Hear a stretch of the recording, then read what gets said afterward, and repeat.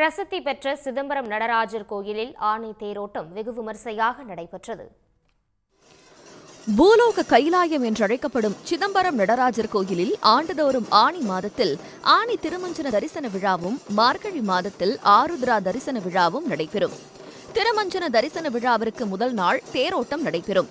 இதையொட்டி அதிகாலையில் சித் சபையில் இருந்து மூலவரான நடராஜர் சிவகாம சுந்தரி அம்மன் அலங்கரிக்கப்பட்டு தேருக்கு கொண்டு வரப்பட்டது. பின்னர் தனித்தனியே அலங்கரிக்கப்பட்ட தேர்களில் நடராஜர், சிவகாம சுந்தரி, விநாயகர், முருகர், சண்டிகேஸ்வரர் ஏற்றப்பட்டு தேரோட்டம் நடைபெற்றது.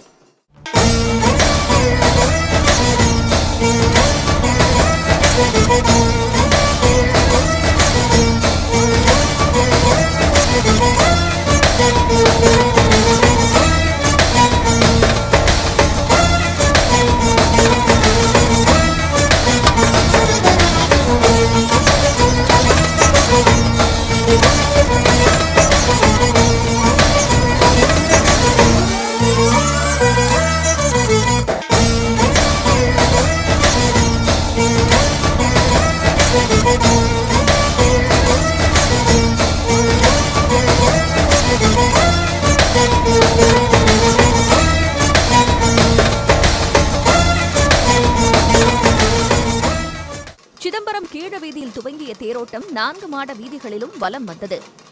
தேருக்கு முன்பாக பக்தர்கள் கோலம் போட்டபடியும் சிவ நடனமாடியும் வாத்திய கருவிகளை இசைத்தும் நடராஜ பெருமானை தரிசித்தனர்.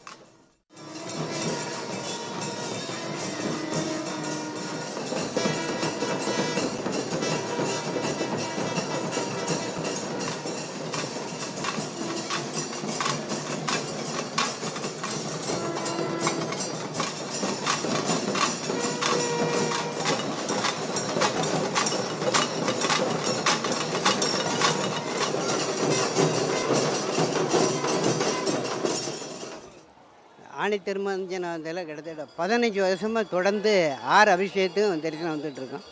நேற்று காலையில் வந்தோம். நேற்று எல்லா அபிஷேகங்கள் பார்த்தோம்.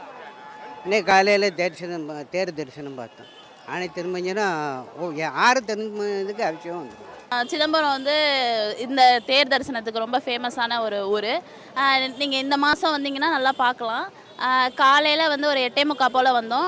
வந்ததுக்கப்புறம் ஃபஸ்ட்டு விநாயகர் தேர், முருகன் தேர் இதெல்லாம் இழுத்துட்டு நடராஜர் தேர் இழுத்தோம். இங்கே தெற்கு வீதியில் நல்ல பக்தியோடு பார்க்கறதுக்கு ஒரு நல்ல ஒரு சிறப்பான நாள் தான் இது. காசி போன்ற சேத்திரங்களுக்கு வருடம் செல்வது வழக்கம். அங்கே சென்றிருந்து இங்கே உற்சவம் ஆரம்பித்த 3ஆம் தேதியிலிருந்து இன்று வரை மட்டுமில்லை, இன்னும் 2 நாட்கள் தொடர்ந்து சிதம்பரத்தில் தங்கியிருப்பேன்.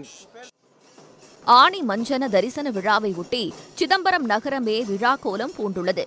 1000 கால் மண்டபத்தில் நாளை அதிகாலை மகா அபிஷேகம் நடைபெறவுள்ளது.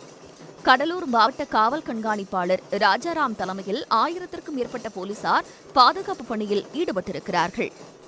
உடனுக்குடன் செய்திகளை தெரிந்து கொள்ள சன் நியூஸ் பெல் ஐகானை கிளிக் பண்ணுங்க.